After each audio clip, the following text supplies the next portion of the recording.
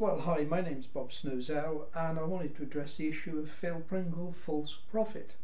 Well, I've met this guy, I've listened to him, I've read his books, I trust the guy implicitly, but let me give you 3 reasons why I don't think Phil Pringle is a false prophet.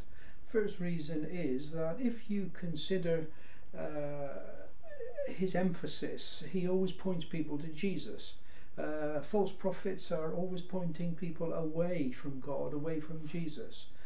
In all of his writings, his preachings, Jesus is the central focus of his attitude and his response.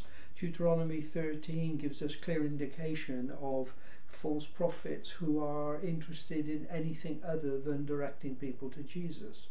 The second thing that helps me understand that Phil Pringle is not a false prophet is that you know them by their fruit. Matthew 7 indicates this. Well, if you look at the fruit of Phil Pringle, it is the fruit of building over 300 churches, building character in people, building people, seeing them saved, taken out of terrible situations, and his whole emphasis, his focus is growing people and growing churches. This in itself is fruit which tells me the man is not a false prophet.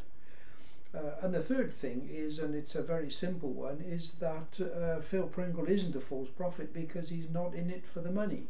False prophets ultimately are in it for the money. It's their own aims, their own objectives.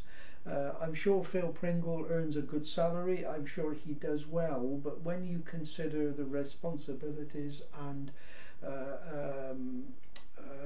the churches that he has responsible for, he is managed by a board of directors, and I don't believe there is a great deal of chance of him pocketing a great deal of money and building his own financial kingdom. So there you are, 3 reasons why I don't think Phil Pringle is a false prophet.